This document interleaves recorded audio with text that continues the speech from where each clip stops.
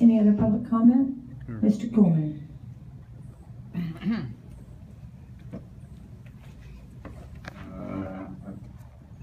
Don't start my time yet, okay? No, your time started.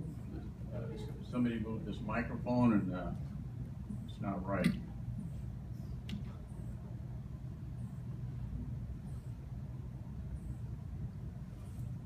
Grand jury presentment said you should get a different attorney, said you should get a different economic development director too. It's clear. The Auditor General's report said that you had a unenforceable contract. Then you had a assignment and continuation contract for Continuum Labs that was unenforceable. And then you had a Stream to Song contract that's unenforceable. Then you had a debut development contract that's unenforceable. And then you had a bunch of other stuff that's unenforceable.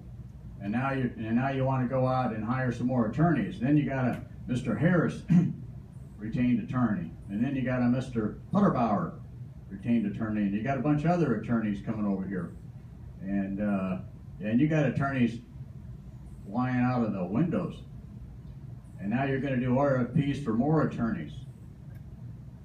And you got attorneys stacked up on top of more attorneys. And the public is paying for all of these attorneys. And you only need one attorney. That's an incorrect statement. So correct. And if you want to rebut it after I sit down, and if you would please allow me the courtesy of being able to respond to your rebuttal. No, I'm just telling you, we're not paying for all of the attorneys that you mentioned. I don't have to shake my head and give a thumbs down gesture that is going to lead to. He's over there. He's not even here anymore. No, there's one over there. That guy kicking me out of this room, which is against my First Amendment rights. Let me pause you right there. Your First Amendment rights do not give you the courtesy of coming into a public meeting and grandstanding on any and every opportunity that you have.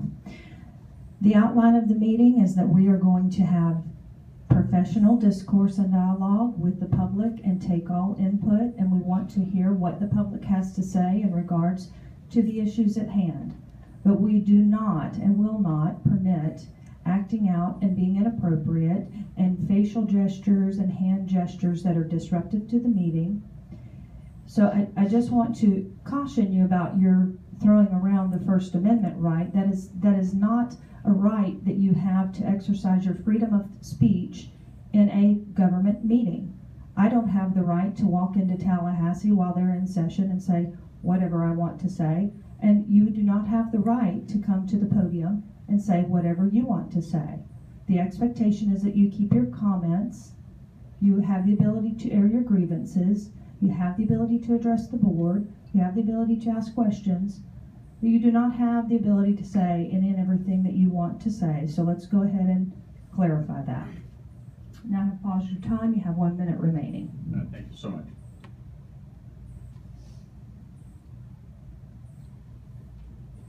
What's really needed here is an attorney. Mr. Evers has been the attorney. He was hired without an RFP. He's been here since, I think, 2001. There's never been a legal services RFP for legal services for the IDA. He's never been evaluated. He doesn't even have a contract. He has nothing.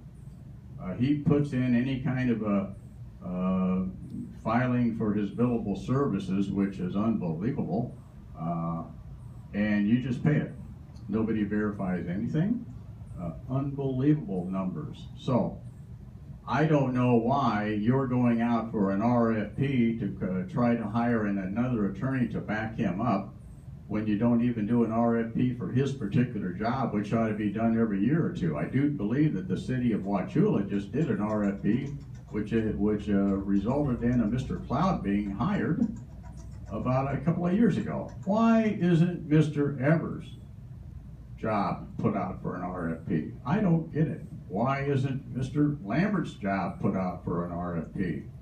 Why isn't the insurance services and the banking services and all of the other services provided for the IDA put out for RFPs? None of this makes any sense. Thank you for your comments. Thank you for your consideration.